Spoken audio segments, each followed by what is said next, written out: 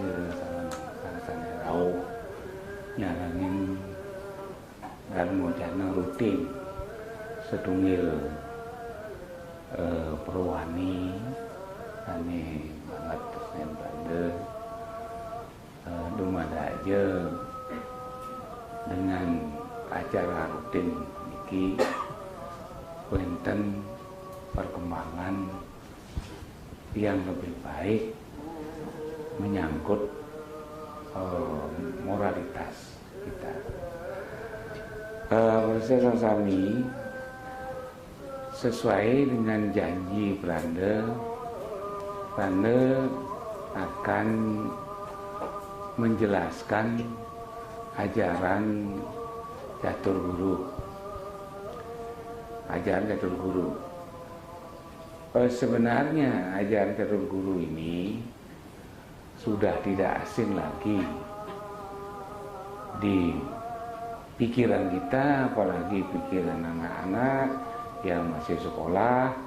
Gampang sekali kalau dia ditanyakan yang namanya catur guru, pasti dia tuh pasti tahu. Nah, namun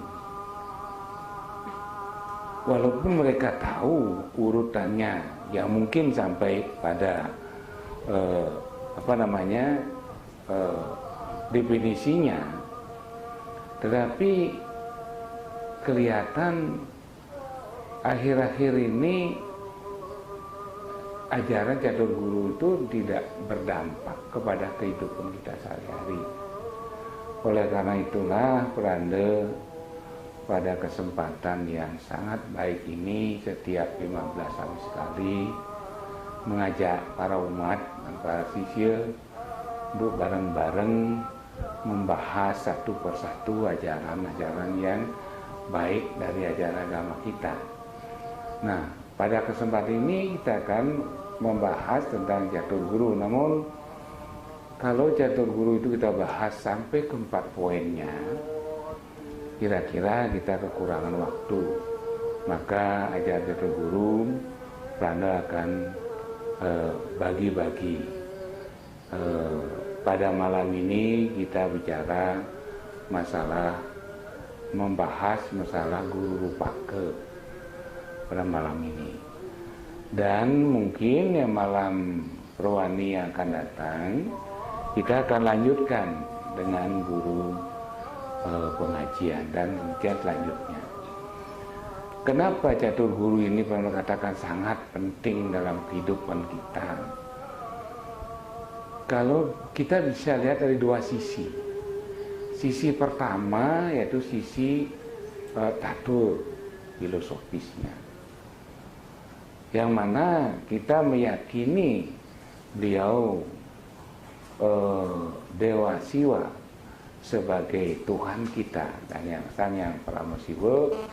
Maka beliau juga diberi sebutan Betara Guru. Sering dikekawin disebut Betara Guru. Nah, guru di sini tidak ada lain adalah yang berperan memberikan kita ajaran dan yang berperan memberikan kita pendidikan. Karena pengajar dengan pendidik itu berbeda, namun harus sejajar. Kalau pengajaran yaitu hanya mentransfer ilmu pengetahuan. Jadi kita ingin mentransfer ilmu ini, setelah selesai ya udah itu ngajaran. Kalau mendidik, di samping kita mengajar, kita menginginkan adanya perubahan sikap dan perilaku. Itu yang terpenting. Jadi pendidik itu merubah sikap dan perilaku. Sehingga terkait dengan guru, ada ajaran catur guru, namun sikap dan perilaku kita akhir-akhir ini udah mulai nak keruan-keruan. Contoh, anak-anak tidak taat pada orang tuanya.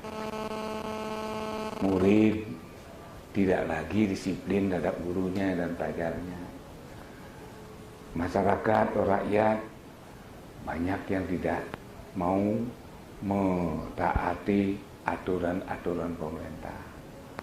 umat sekarang meyakini Tuhannya sudah mulai ada indikasi komersial. Jadi Banda sering Dharma Wacana mengatakan bahwa pura itu sekarang dalam tanda kutip tidak lebih dianggap sebagai kantor biro jasa. Saya mengatakan begitu. Mengirim pemilu, pilkada, rame, pejati ke pura kan itu.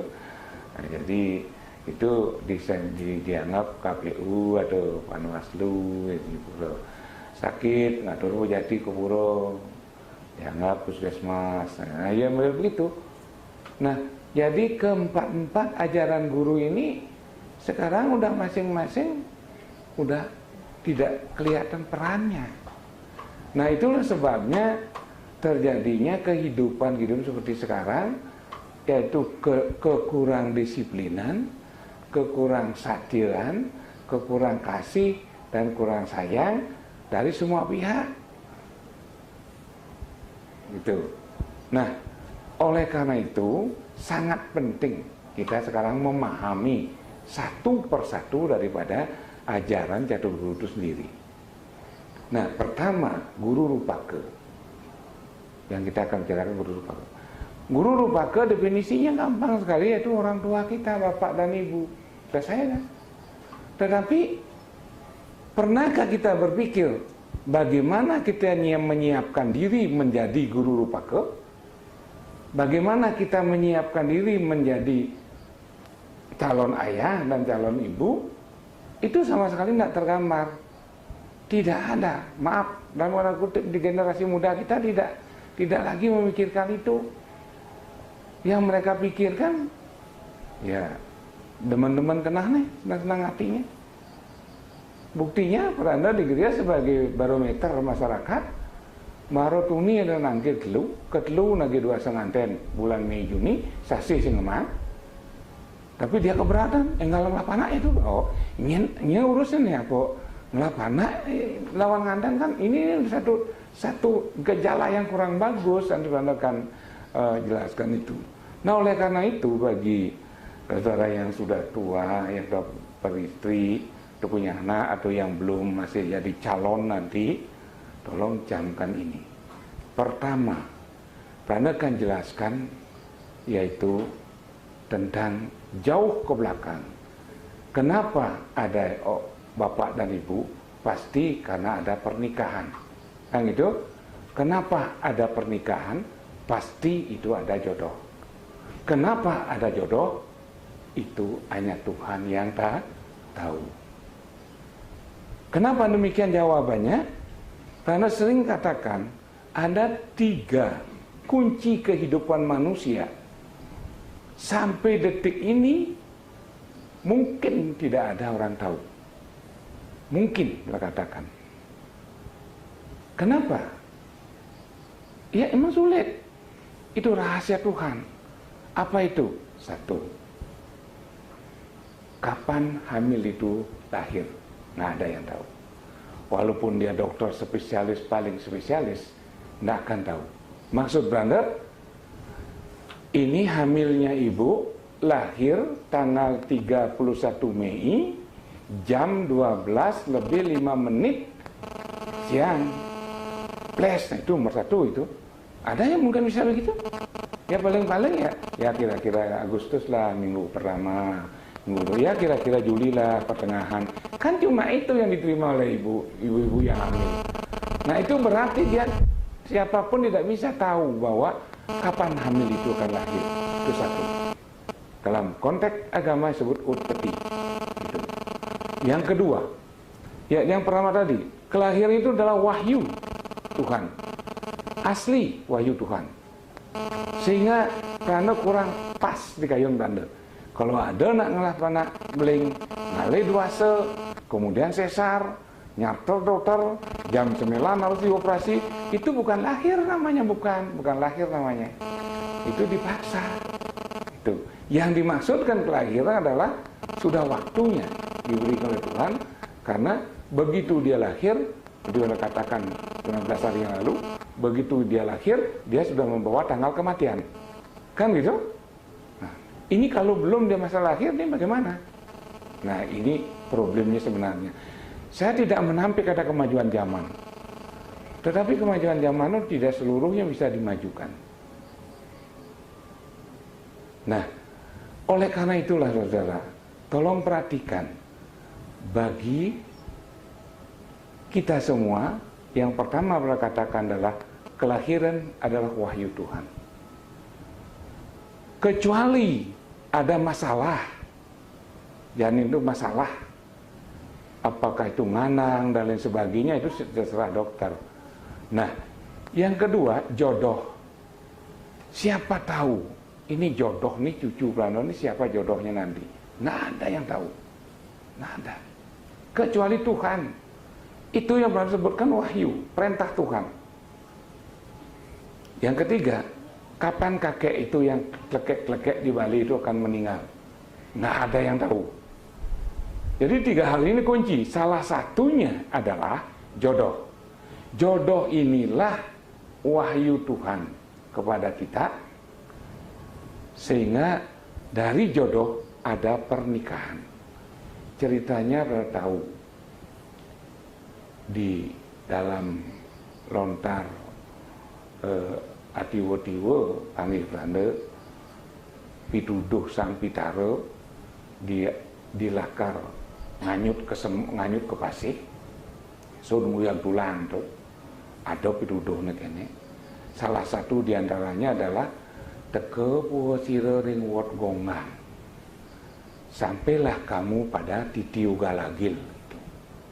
Ayo sira aning tingin tungtung wot gongang datang nang ting yang munjuk di tiru senadi menawo genyong menawo kita tiba tengah yang wot gongang kini dakan mirip mengejaran kalau bisa mengelempung di tengah titi. Nah, dengan demikian di situ Anda di sang pitaro tidak ada laki, tidak ada perempuan, tidak ada laki, tidak ada perempuan. Tapi yang membawa karma getap dan karma wanen itu dibawa karmanya. Ada yang pitaro yang getap, ada yang pitaro yang wanen karena karma wasana, karena masih pitaro belum atma itu. Jadi yang wanen ya jigi liwat. Tapi ini getap dua tulung nanti sokone kinane wanen, nah dia nana dana. Sebenarnya ke di seberang, di itu menjanji, nah bendan yang sakit jeru numite ya tiang bareng jeru dari nak lanang tiang dari nak istri di itu tiang mai hutangnya nih, gitu.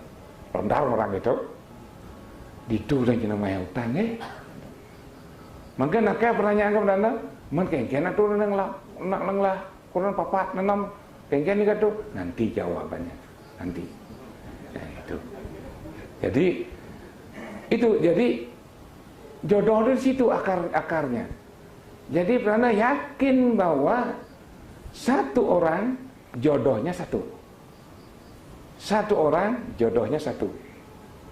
Kenapa ada nikah 4-3 kali atau sampai 7 kali? Saya akan jelaskan nanti. Itu awal guru rupake, yaitu pernikahan. Pernikahan.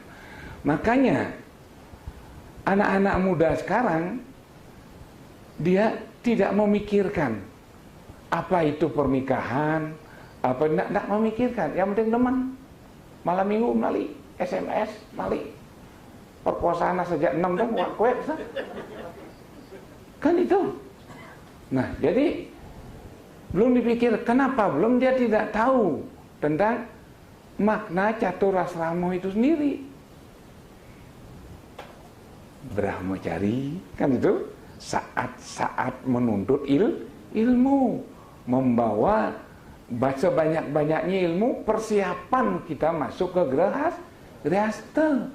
Ini sekolah aja nggak sing keruan-keruan. Sekolah keluar jam 1 mulai jam 6 itu kan sudah dia sendiri tidak sadar. Nah, jadi dalam Brahmacari dia menuntut ilmu sebanyak-banyaknya untuk bekal mereka nanti. Nah, saudara, akhirnya perlakuan jodoh ini dalam ajaran agama Hindu ada 3 jenis pernikahan. Ingat ini, biar tahu. Terutama generasi muda. Karena ingatkan, tekankan pada generasi muda. bajang-bajang Nurul. Ada 3 jenis pernikahan. Ingat itu. 1, pernikahan berdasarkan dharma. Itu berdasarkan dharma. Artinya, dia nikah-nikah belum betul-betul dia sadar. Betul-betul dia siap. Nikah-nikah. Betul-betul dia siap sekali. Artinya, walaupun dia nanti tahu bahwa setelah umur sekian istrinya akan pawah, dia tetap cinta kepada istrinya. Dia si istri udah tahu bahwa bapaknya umur sekian sudah piot, tapi dia tetap mencintai. Dia tidak memandang yang lain karena inilah jodoh saya. Saya ayomi apa yang diberikan oleh Tuhan. Ini yang disebut dharma, dan ini yang tidak akan cerai. Tidak akan, kalau berdasarkan dharma. Nah, yang kedua, pernikahan berdasarkan harta. Ya, karena melihat ada sedan, rumah bertingkat, kadang tua mendek, kangwang kan itu. Nah, lu mengalir kurangnya tua-tua, pengen ngalir mati. Dan kan agama warisnya nggak ada yang begitu juga, ada yang begitu. Jadi pernikahan harta itu selama kebutuhan hidup hartanya itu terpenuhi, baik yang laki maupun yang perempuan, selama itu terpenuhi. Misalnya, ayo makan luar, ayo kita piknik, ayo kita ke swalayan. Selama ini terpenuhi, dia tetap mencintai, saling mencintai.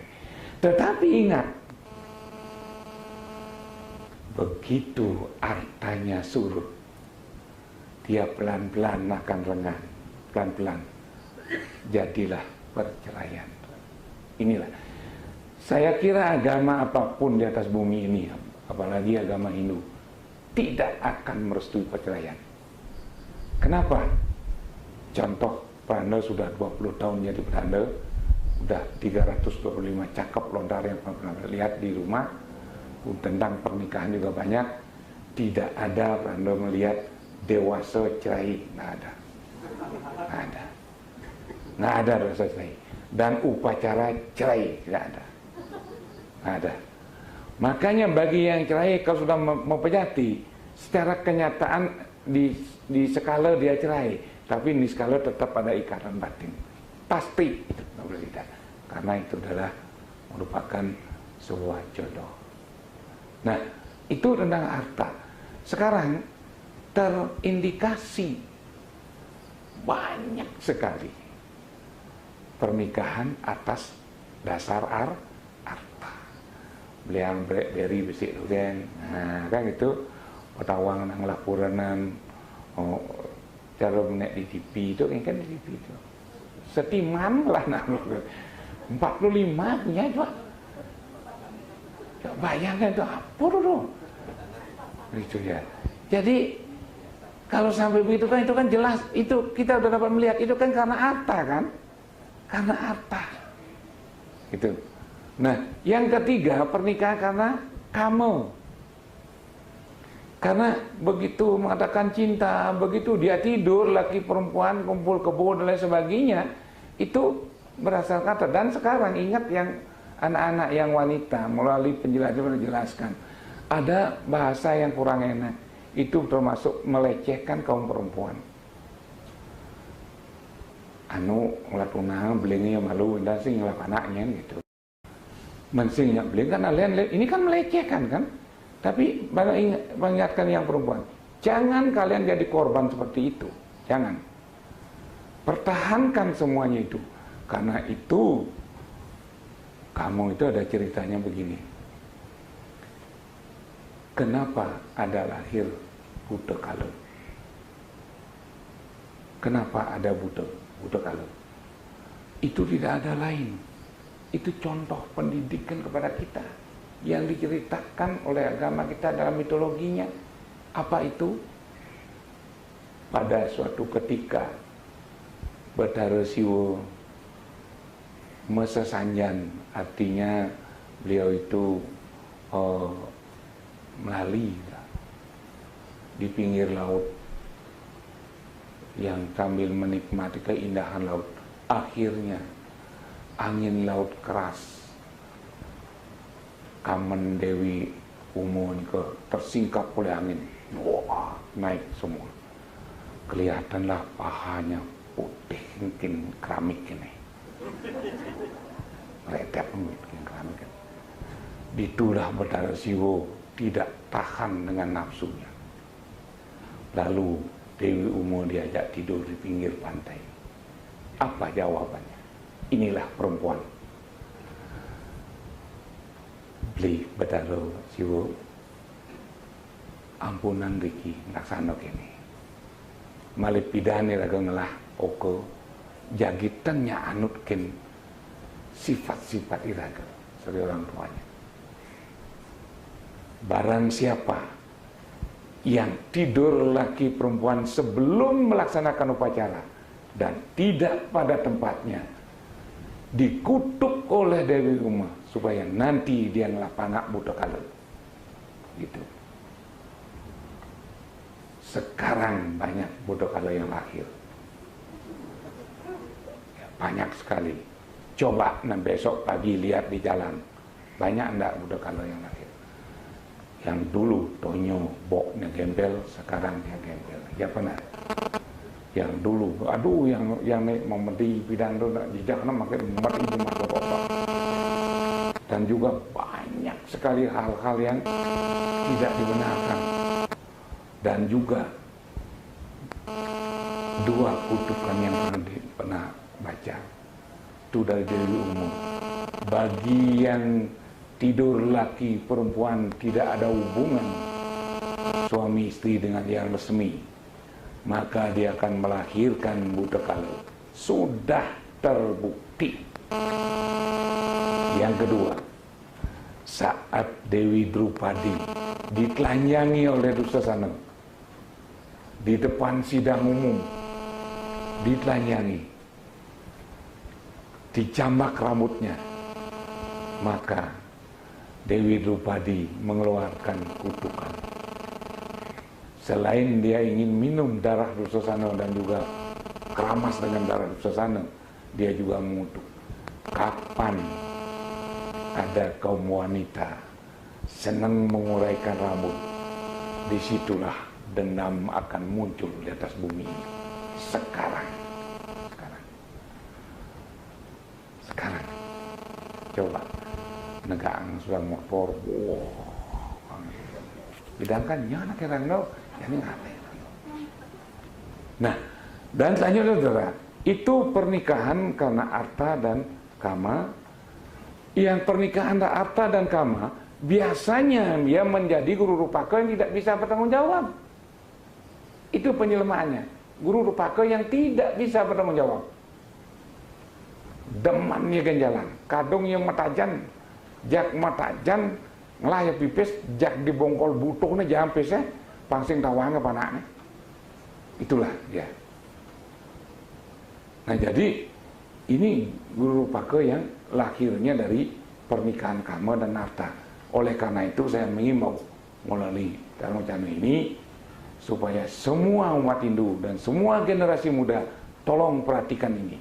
Kalau ingin mempunyai generasi penerus yang lebih baik, yang dikategorikan suputra. Nah, akhirnya saudara, apa enggak boleh pacaran? Boleh.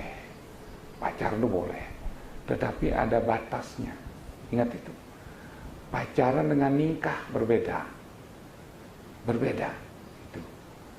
Jadi begitu dia pacaran wajar, karena itu sudah linggi neben ide Bathara Semara dan Bathara Ratih itu, sehingga terjadilah saling daya tarik itu ceritanya.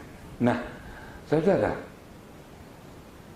yang kita bicarakan sekarang adalah guru rupaka yang nikah dengan Dharma. Itu nikah dengan Dharma itu, waktu pacaran dia betul-betul menjaga jarak, dia tidak mengumbar hawa nafsu, dia tidak tertarik karena kaya dan sebagainya. Begitu dia nikah, dia akan upacara. Setelah dulu dia menikmati pernikahannya dengan baik dan atas restu kedua orang tuanya. Itu. Sehingga cara jani beberapa ada yang mendengar jak abang bapaknya nak bajang beling gitu. Kan ini beling mana beling? Ada beling angandan beling mana beling itu kan tawa. Nah itulah yang menjadi bibit-bibit saudara. Nah oleh karena itu sudah mulai kita bicara dari jodoh sampai pernikahan sehingga terbentuknya calon guru rupake. Calon guru rupake ini karena belum punya anak. Akhirnya guru rupake harus mengenal sistem pendidikan moralitas agama Hindu. Apa itu? Ada dua. Satu, sistem pendidikan prenatal, yaitu mendidik anak sebelum lahir atau masih dalam kandungan. Yang kedua, mendidik anak setelah lahir. Inilah yang tugas guru rupake. Jadi tugasnya begitu. Bagi generasi muda ataukah yang nikah sedang punya istri hamil, ini perlu diperhatikan betul-betul. Kalau ingin membaca kepustakaannya, boleh dibaca di dalam kitab Adolondap Angastya Prana, itu sumbernya. Angastya Prana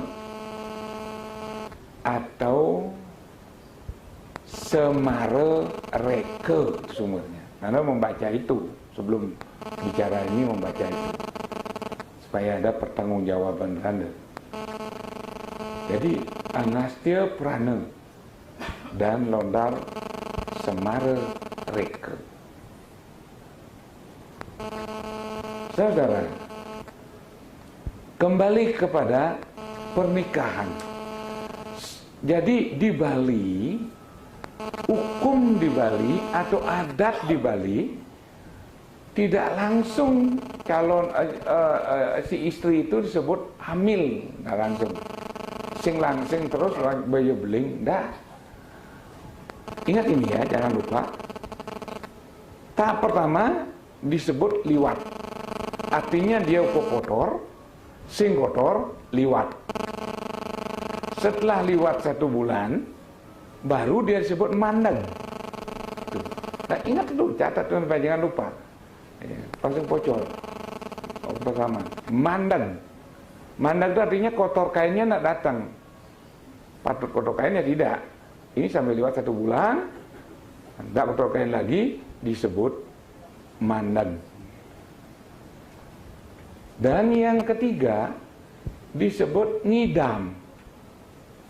Ngidam. Pernah dengar kata ngidam? Nah, ngidam.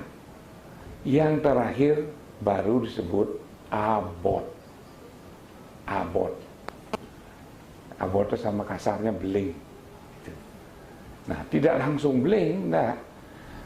Jadi, kalau kita cocokkan dengan ilmu kedokteran, kebidanan, cocok sekali ini, cocok sekali.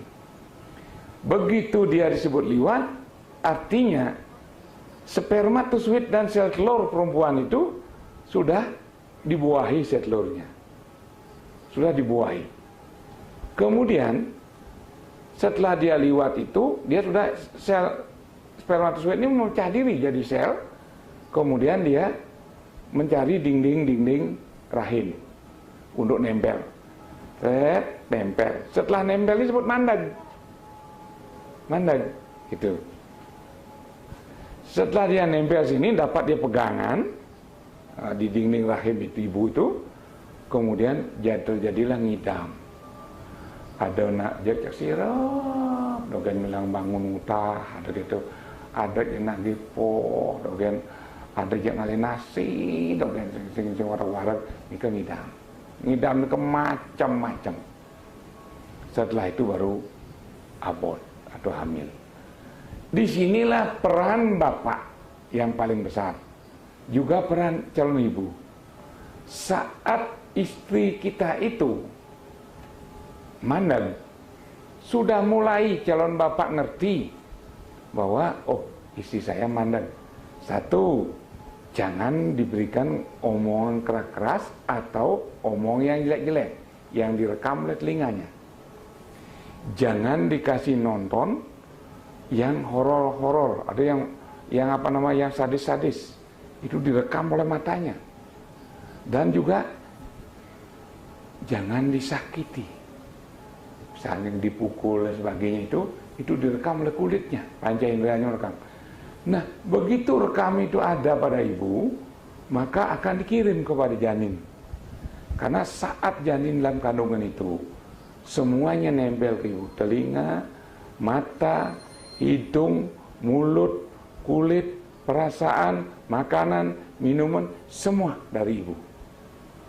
Semua. Maka itu calon bapak begitu mandang, jangan coba-coba membuat ibu itu jengkel dan marah. Makanya dulu di zaman dulu yang bongelah bling sing dadi mecukur, bahkan lebih sadis lagi sing dadi mesuah. Oh, nemalon sing dadi mesuah, sing dadi mecukur. Dong sing certonyo jeneng nak mani. Berarti dia tetap akan ngoyong cuma bisa menghibur istrinya, itu maksudnya. Itu terkait dengan psikis kecemburuan. Sekarang boleh mencukur, boleh, asalkan kita tahu bagaimana menjaga perasaan ibu. Dan lain lagi saudara, kalau istri kita hamil memang semuanya jelek, potongnya jelek, bedog kiri, bedog kop, jenangnya cemal cemil, kan itu.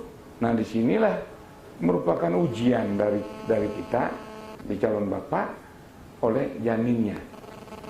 Sebab saat dia menikah, saat dia kumpul dengan suami istri, semua kata-kata indah, semua bayangan-bayangan indah, tidak ada yang jelek, tidak ada yang cacat, semua keindahan. Iya benar, semua keindahan. Jadi si janin itu menerima keindahan, lalu diujilah orang tuanya. Potong meme kene bla bla bla, bapak kengken kan itu. Jadi apa bapak saya nginap dogen lain. Ini janin udah mengumpulkan data. Saya tiga meme ini, janin udah mengumpul data deh. Awas ya nanti setelah lahir bukan balas semuanya ini. Nah, oleh karena itu ini yang disebut pendidikan prenatal, mendidik anak semasih dalam kandungan. Lalu pertanyaannya, bagaimana cara mendidik anak kalau kita belum nikah sudah bling?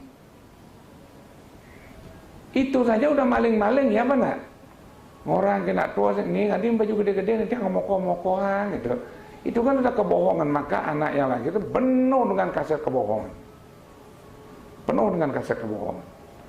Nah, oleh karena itulah saudara, terutama generasi muda atau yang udah tua dan yang lah Oko Bajang, Truno, tolong nasihati.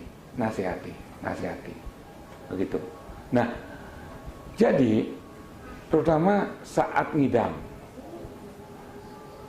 Niki pengalaman randa niki.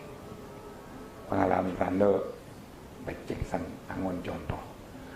Napi mawin gendan harus zaman uning apin ketu jalannya randa nakal lugasenu tuno gendan terus terang saja randa malikuran ini nak ulian hajim. Jadi ada instruksi orang tua, bos bang lagelan dan luang ya nu juang, iya nu juang nih kalok saja. Tapi nampun lagelan, sing ada gitu, sokonem sakapan kadang lahnyen, nyen tadi, karena takut kena jenung deh, gitu. Bin pitung dinanya ide panana. Coba, yang lah pengalaman gitu. Tapi pada sadar apa yang diberikan oleh orang tua adalah terbaik, maka Anda lakukan dan Anda jalani dengan membahagiakan orang tua. beling seukuran mentalnya anak pernah beling kelihatan ngidam persis jam 12:30 petang, hujan masih gerimis kadang.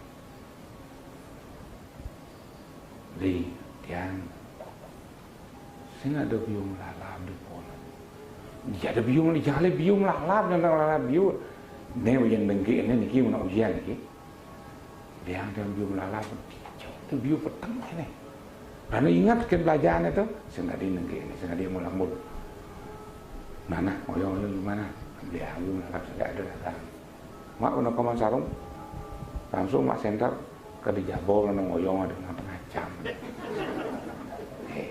buka nak katun oyong hujan tadi langsung hujan kira-kira setengah jam klap ngambil beliau ke kamar anggian deh bah kita kali bius yang mampu beragak kali mau tutup awang manina berarti di otak ibu tuh kan ini suami kita udah berusaha kan itu udah berusaha anak itu udah berusaha padahal kan enggak dia bohong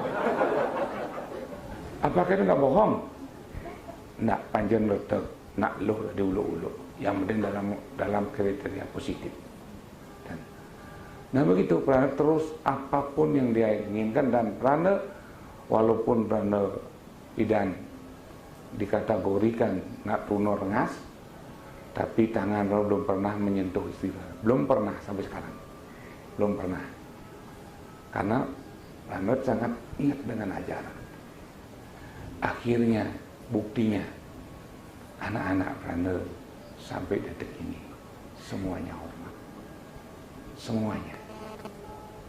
Nah itu terbukti.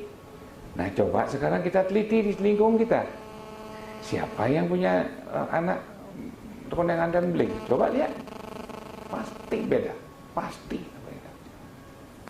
Nah oleh karena itulah saudara mulai detik ini bagi yang sudah punya anak bajang tuno tolong dinasihati dan bagi yang bajang tuno tolong dipertahankan kalian adalah penjelmaan di rumah dan juga harus bisa menasihati itu. Nah, sekarang apalagi sekarang karena lihat ya maaf kalau bukan sirik nggak ada kepentingan kan cuma kepentingan itu moral di jalan-jalan jam sio nak bajang negak di lenan bawa mau gambar celana pendek mau baju tak mau nih sing memasak ngau kan ada yan perkosa kami yan itu artinya kan begitu artinya.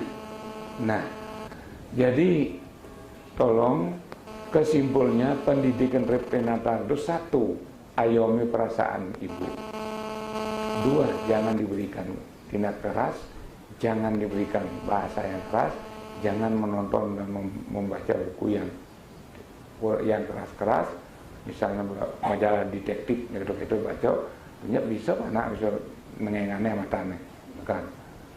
Nah, jadi saudara